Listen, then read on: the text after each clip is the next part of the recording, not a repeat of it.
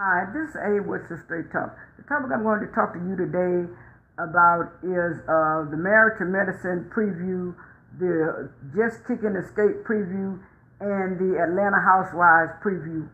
I kind of missed a little bit of the Atlanta Housewives preview, even though I DVR'd it.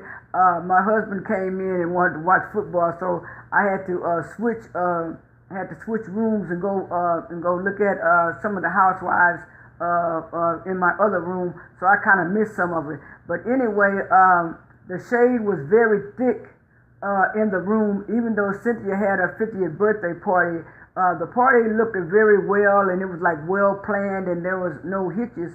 But it was like every girl was throwing shade at each other. Even when I went back and watched the DVR part from the part that I missed, Nene was throwing a lot of shade at Kenya about her marriage and her wedding, and was thinking it was real, and she was questioning Cynthia about it, and Cynthia was telling her that at that time she had not met Kenya's new husband, and nobody had really met Kenya's new husband. So there was a lot of shade going on there. But then at the party, there was so much shade going on at the party.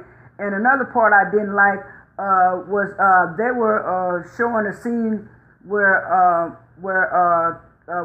Portia was talking to Tamia, and Tamia was telling Portia that she thought she was her friend and why she didn't come to the wedding, and Portia was trying to explain why she didn't come to the wedding, and Candy's assistant kept on throwing little shy snide remarks, and Portia was trying to hold her peace and stuff, and then Candy was not saying anything, but Candy was kind of whispering in her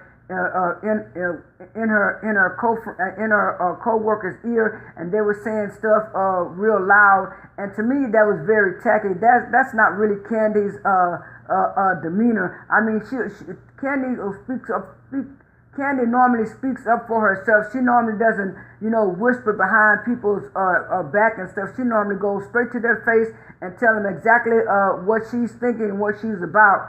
So that part right there kind of scripted to me, but it looks like they're making Portia out to be the scapegoat because of what happened in season 9, and look like nobody's really in Portia's corner except for Sheree at times, and I guess that's why they're bringing on Kim to bring in some drama.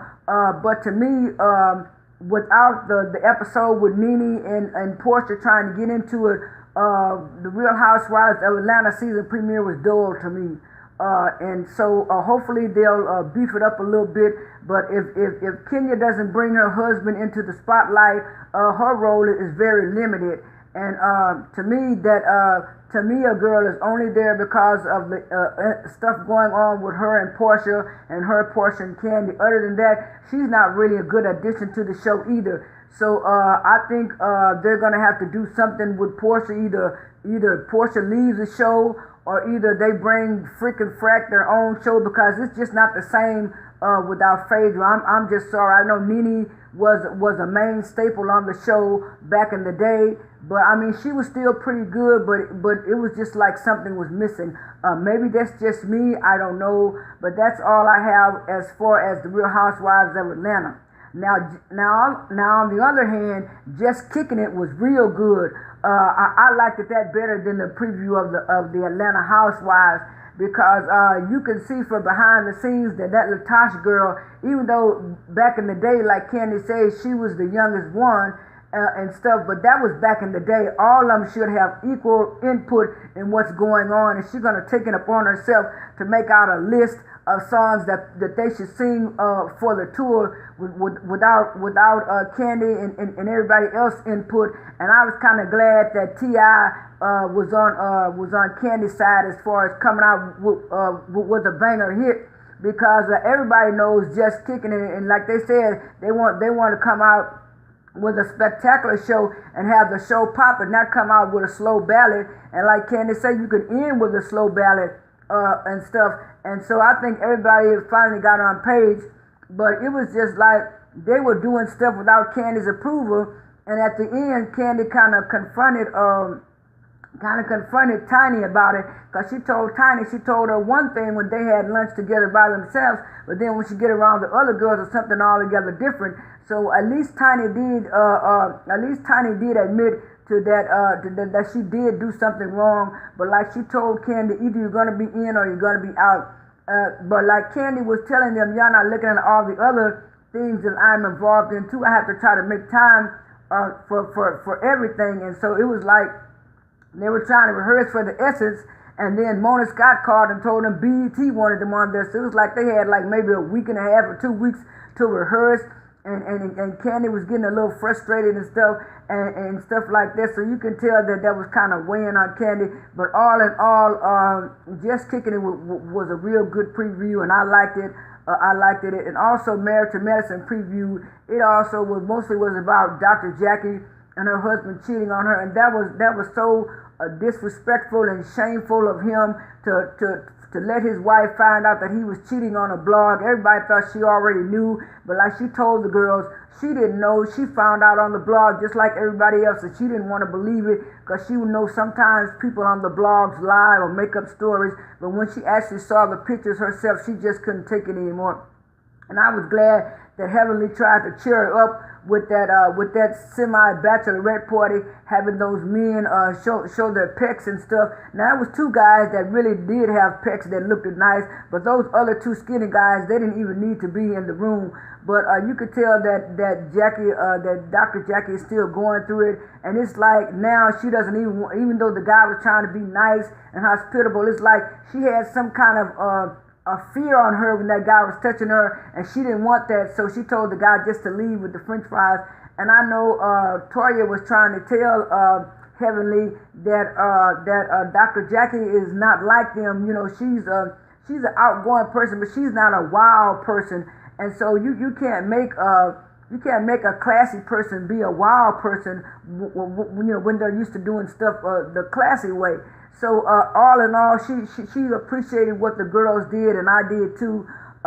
And also they were talking about, but Quad was very vocal about if a man cheats on a woman, it would be the end for her. They wouldn't have to worry about it. But I'm kind of in Quad's corner too, because I'm looking at that if you're working hard and both of y'all are trying to be successful, there's no reason for you to cheat. You can be successful together, and that's the thing that Quad was saying. But Toya was talking about she would have to think about it. That's why Toya needs to be more like Quad and some of the other women. Have your own money, so if something like this happens, you won't totally have to depend on a man, for your livelihood. And I think that's what a lot of women are going through now, because the times are just so tough and hard. But all in all, the 2 best premieres to me was Married to Medicine and Just Kicking It.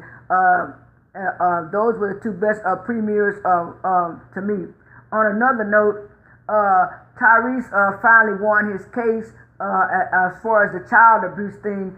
But to me, I didn't like the fact that he was pimping out his celebrity friends for money and stuff, when he could have just shut up his mouth, and he would have been maybe the studios and stuff would have hired him to do more movies and stuff like that. He can't get mad at The Rock, because the studios were looking at that The Rock probably would be the next best man up after the star of Fast and Furious died.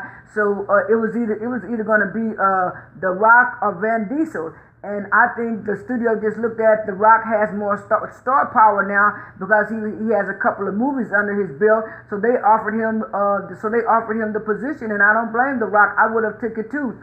Tyrese is just a spoiled little brat. And then when Jetta and Will Smith offered him some money to get off of Twitter, he's going to decide to post it on Twitter, which to me was pimping out his Hollywood friends. Nobody really wanted to help Tyrese in Hollywood except for Will and Jada, and they thought if they did help him, he would get off of Twitter. I knew they wish they wouldn't have never have helped him, because he just exploited them and made it look bad. And I'm tired of Tyrese and his meltdowns and breakdowns and stuff. Maybe that's why he was in that movie Baby Boy, because he acts just like a baby boy and stuff like that. Also, TMZ was talking to Tamar's mother about their divorce, and she was saying that the only thing she wished is Vince stopped putting his hands on Tamar. I remember when they questioned the girls a couple of weeks ago. I think it was either Tawanda or Trina said that they were happy that she was getting out of that situation. And when one of the reporters mentioned about the biting incident last summer, Tawanda said that wasn't the first incident. So now, since they're breaking up, all of this domestic violence and stuff is coming out about Vince and Tamar's marriage. And I also read on the blog the other day that Vince is trying to go to counseling and trying to make up with Tamar, but I think Tamar is finished because she says she's not reconciling with Vince, and I don't too much blame her, because I think Tamar is tired of all of this drama and stuff. I thought they were going to have an amicable divorce, but seems like their divorce is going to be almost as bad as Mary J. Blige and her husband. Stay tuned to Straight Talk with Angela Wesley. Like I said, if you like my video, please give it a thumbs up. If you like my channel, please subscribe. This is A. Wesley. I am out.